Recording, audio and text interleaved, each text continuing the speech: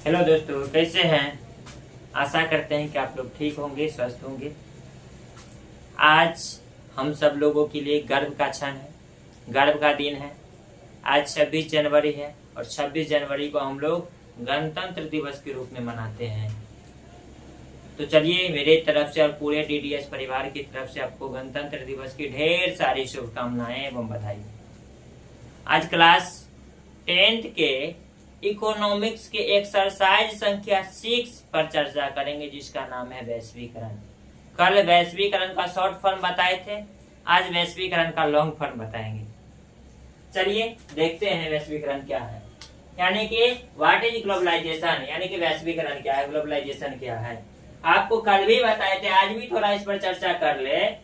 तो वैश्वीकरण वह एक प्रक्रिया है जिसके द्वारा विश्व के विभिन्न अर्थव्यवस्था जो है एक दूसरे के लिए वित्त खोल दिया गया, एक दूसरे के व्यापार के लिए मुक्त कर दिया गया, फ्री कर दिया गया। फ्री का मतलब ये नहीं कि कोई नियम कानून नहीं है, नियम कानून है, कुछ शर्त के साथ खोला गया है।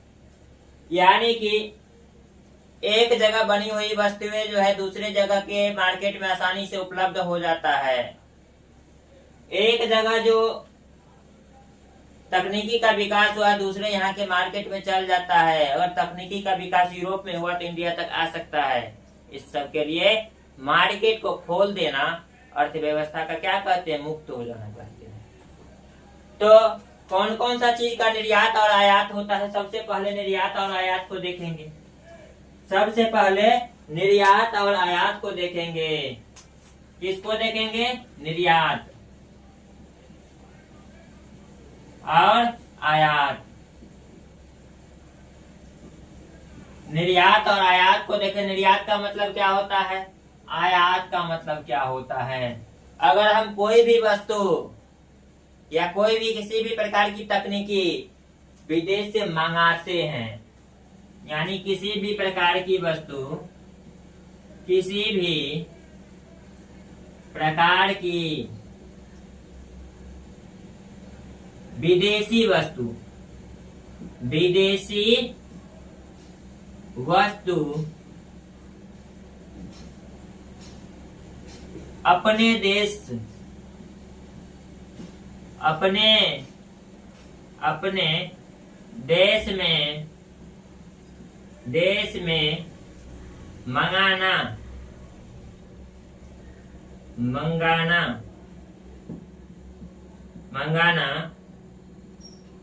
आयात कहलाता है। आयात कहलाता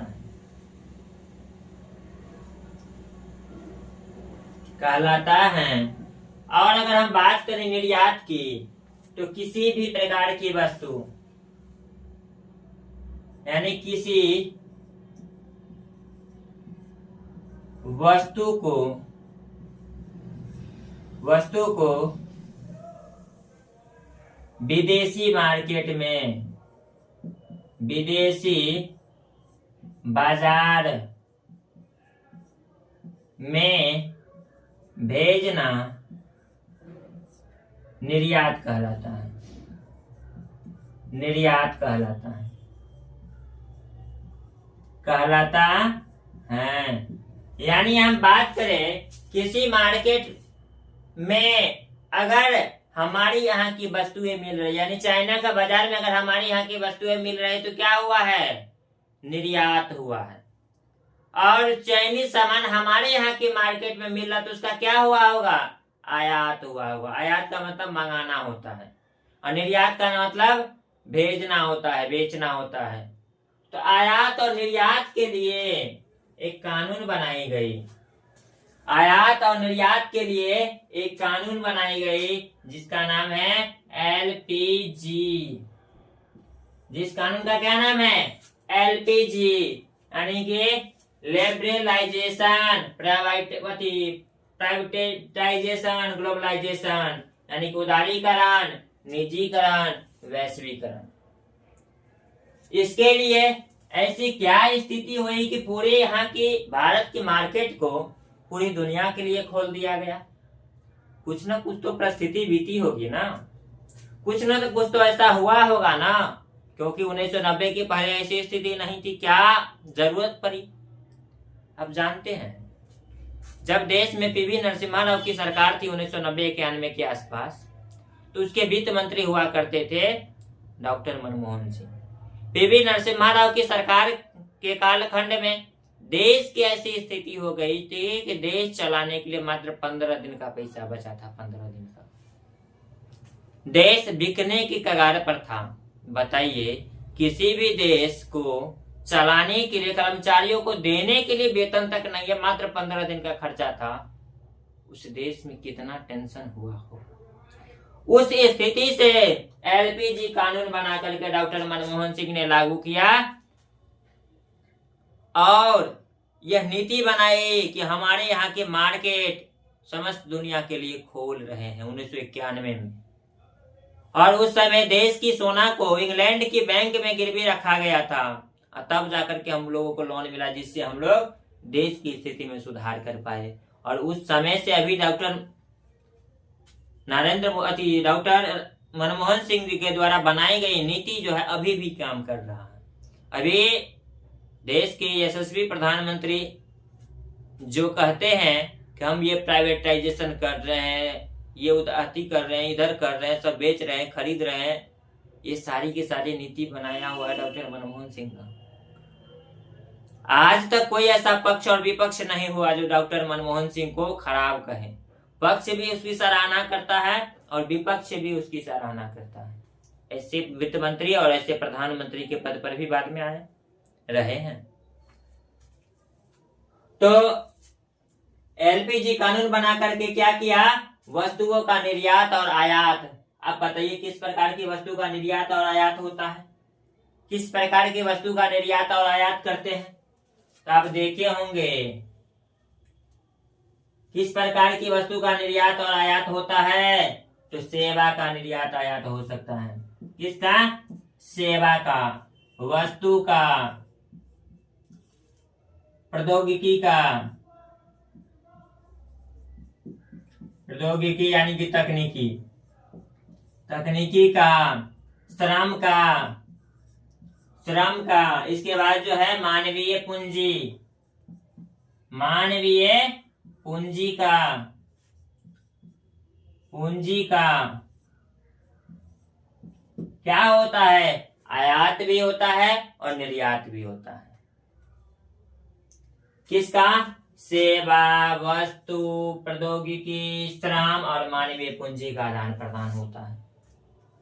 यानी कोई तकनीकी अगर विदेशों में डेवलप किए गए हैं तो अपने यहाँ पर उसको मंगाया जाता है, यानी कि आयात किया जाता है।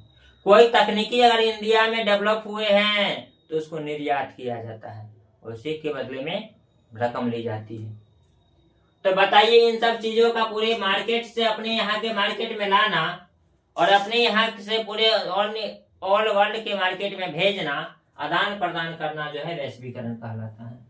यानी कि आयात और निर्यात करना जो है वैश्वीकरण के अंतर्गत आता है। वैश्वीकरण का यानी एलपीजी जो नियम बना था उसमें क्या? निजीकरण, उदारीकरण, निजीकरण, वैश्वीकरण, यानी कि लिबरलाइजेशन, प्राइवेटाइजेशन और ग्लोबलाइजेशन की बात की गई थी। इसमें क्या होता है? तो चलिए इस नियम पर डिस्कस करते। ये कब बना था? एलपीजी नियम कब बना था? 1991 में। कब? 1991 के अधिनियम के तहत ये तीनों व्यवस्था की गई थी। तीनों व्यवस्था में किसकी बात की गई थी? तो तीनों में यानी उदारीकरण, निजीकरण और वैश्वीकरण में क्या होता है? उदारीकरण आप जानती होंगे शायद। अभी हम चर्चा करें उदारीकरण, तो उदारीकरण आप जानती होंगे। लाइसेंस का नाम सुने हैं? लाइसेंस का नाम सुने हैं जी? Licence, quota, licence, quota. यानी कहने का मेरा मतलब इससे है कि लाइसेंस जो है यानी कि कोटा जो है क्या? उदारीकरण का अर्थ जो है सरकार द्वारा लगाए गए सभी अनावश्यक नियंत्रण पर प्रतिबंध। जैसे लाइसेंस पर प्रतिबंध लगा दिया गया, कोटा पर को प्रतिबंधित कर दिया गया और आर्थिक सुधारों के अंतर्गत 1991 में भारत सरकार ने उदारीकरण की नीति बनाई। कौन सी नीति बनाई? लाइसेंस को रद्द कर देना, प्रतिबंधित कर देना, कोटा को प्रतिबंधित कर देना, और इसके लिए जो नियम बना था यानी कि उदारीकरण का नियम बना, उदारीकरण का नियम बना। समझे जी? इसके बाद निजीकरण की बात है। अब बताइए निजीकरण में कहता है, निजीकरण का जो ऑप्शन चॉइस किया गया, निजी क्षेत्र द्वारा सार्वजनिक क्षेत्रों के उद्यमों का पूर्ण रूप से या आंशिक रूप से संचालन करना। मान के चलिए कोई कंपनी है, जो वो कंपनी में 100% हिस्सेदारी किसी निजी व्यक्तियों का होगा, 100% हिस्सेदारी किसी निजी कंपनियों का होगा, और नहीं तो ऐसा भी तो 100% में जो है 60% निजी कंपनी का है और 40% जो है यानी ये निजी है, और 40% जो है जो इन्वेस्ट लगा हो किसका है? सरकार का है, सरकार का है। यानी कि इस प्रकार की व्यवस्था निजीकरण के अंतर्गत किया गया। इस प्रकार की व्यवस्था जो है निजीकरण के अंतर्गत किया गया, और इस सबों के लिए एक नीति तैयार की गई। जो नीति कब बना था? 1991 में। आपको पूछा जाएगा उदारीकरण की नीति कब लागू हुआ था? तो 1991 में। आपको पूछा जाएगा निजीकरण की नीति कब लागू हुआ था? तो 1991 में। यानी प्राइवेटाइजेशन कब आया था? तो 1991। वैश्वीकरण कब आया था? 1991। समझ गए ना? यानी इसकी और अगर बात करें, यानी निजीकरण उदारीकरण नीति का परिणति, यानी दोनों का जो संयुक्त रूप से मिलन रूप से जो एक नीति तैयार हुआ, जिसको क्या कहा गया? वैश्वीकरण। इसमें किसका किसका संगति है? उदारीकरण का और निजीकरण का। किसका? उदारीकरण और निजीकरण, और निजीकरण, निजीकरण दोनों का जो संयुक्त रूप है वो वैश्वीकरण के अंतर्गत पूरे मार्केट में फैला। इसके बाद जो है पूरी दुनिया के लिए भारत का बाजार खोला। अभी आप देख रहे होंगे हमारे यहाँ मार्केट में जिस प्रकार से चाइनीज सामानों का प्रभाव है, ये किस नीति के अंतर्गत है? वैश्वीकरण की नीति के अंतर्गत। अगर वैश्वीकरण नहीं हुआ रहता तो नहीं आ पाता। अगर वैश्वीकरण हुआ है तो क्या वैश्वीकरण जो हुआ है इसका जो प्रभाव है हमारे यहाँ के मार्केट पर दिखाई देता है। वैश्वीकरण अगर नहीं हुआ रहता तो चीनी सामान जो हमें इंडियन मार्केट में नहीं मिलता, इंडियन सामान दुनिया के अनेक देशों में उपलब्ध नहीं होता। तो इस प्रकार से हम लोग इस नीति के विशेष में चर्चा किए। एक और पॉइंट लिखना है इसमें, उदारीकरण के संदर्भ में नोट करना होता है। तो उदारीकरण के संदर्भ में नोट कराते हैं, ध्यानपूर्वक देखिएगा। क्या होता है? उदारीकरण क्या है उसको नोट कर लेंगे हेडलाइन डाल के। यानी एलपीजी अधिनियम के बारे में अगर नोट करना होगा तो नोट तो करेंगे ना, क्योंकि एग्जाम में मौखिक रूप से नहीं पूछता है बाबू। यानी 1 नंबर दे उदारीकरण में नोट कीजिएगा, 1 नंबर दे करके उदारीकरण दे दीजिएगा। उदारीकरण में नोट कीजिएगा क्या? उदारीकरण में नोट करना है। उदारीकरण का अर्थ क्या होता है? उदारीकरण का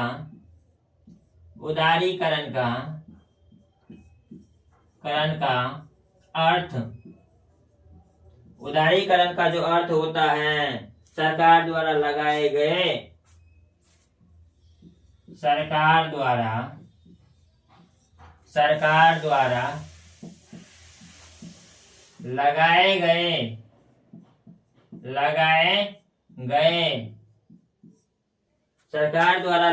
गए अनावश्यक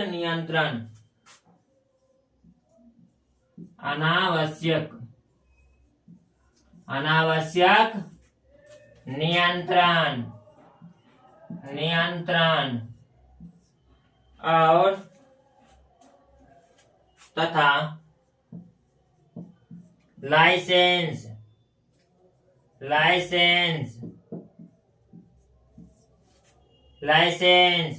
कोटा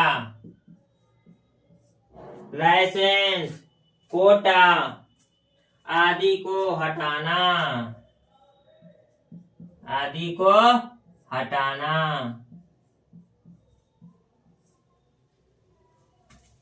देख लिए होंगे, यानी आर्थिक सुधार के अंतर्गत, यानी इसी में लिख देंगे आर्थिक सुधार के अंतर्गत, आर्थिक सुधार के अंतर्गत, सुधार के अंतर्गत, आर्थिक सुधार के अंतर्गत सन 1991 में, सन 1991 में उदारीकरण की नीति अपनाई गई, उदारीकरण की नीति अपनाई गई,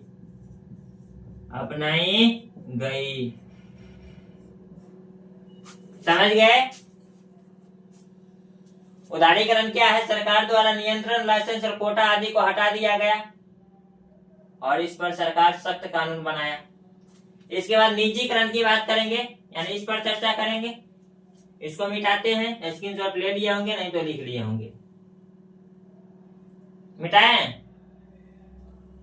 इसके बाद अगर बात करें निजीकरण की, तो निजीकरण में नोट करना होता है, निजीकरण का अभिप्राय लिखेंगे, इसका एरो में लिख रहे हैं क्या?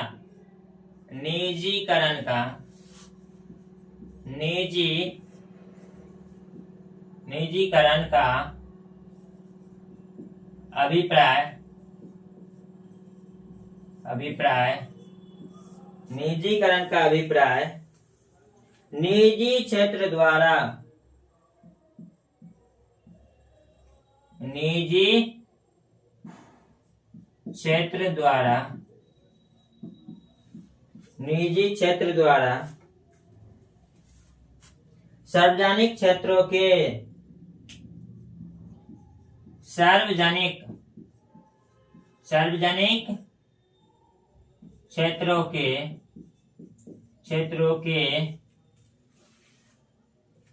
उद्यमों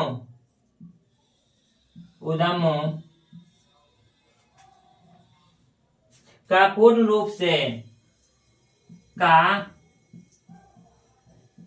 रूप से या आंशिक रूप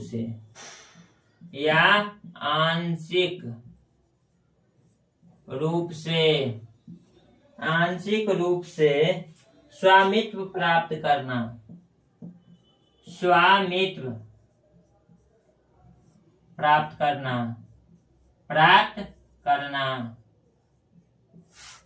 है ना जी?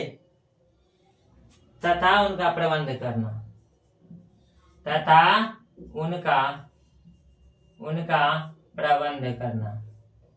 प्रबंध करना।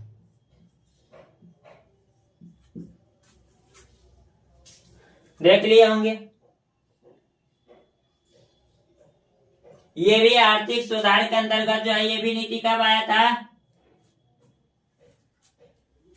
आर्थिक सुधार के अंतर्गत। फिर लिखेंगे आर्थिक सुधार के अंतर्गत,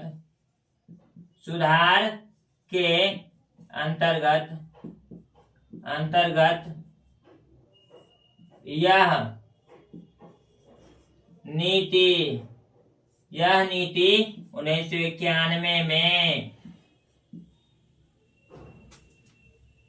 भारत सरकार द्वारा अपनाया गया, भारत सरकार द्वारा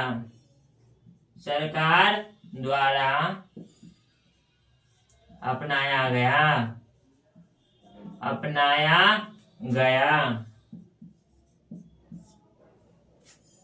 समझ गए होंगे?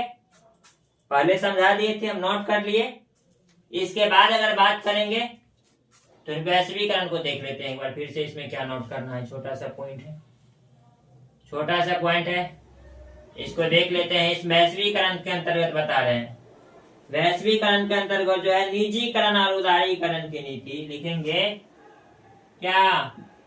निजीकरण निजीकरण और उदारीकरण।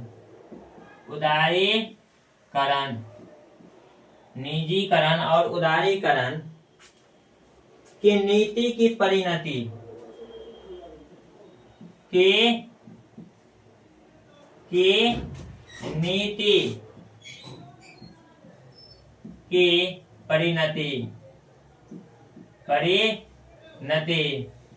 नीति की परिणति वैश्वीकरण के रूप में, नीतिकरण की परिणति वैश्वीकरण के रूप में, वैश्वीकरण के रूप में विश्व के सामने आया, विश्व के सामने